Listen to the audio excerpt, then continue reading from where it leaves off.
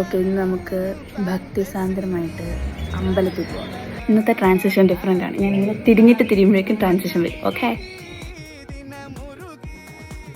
നമ്മൾ അമ്പലത്തിൽ, അമ്പലത്തിനുള്ളിൽ നമ്മൾ ഫോണും കൊണ്ട് കയറത്തില്ല. അമ്പലത്തിൽ നിന്ന് ഇറങ്ങി. Hi bro. നമ്മൾ അമ്പലത്തിൽ പോയിട്ട് വന്നു കഴിഞ്ഞാൽ ആദ്യം പ്രസാദം കഴിക്കണം.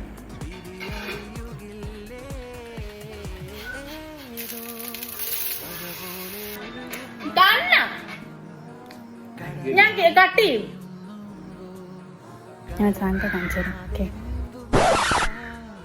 കണ്ണാടി പൊട്ടിച്ച്.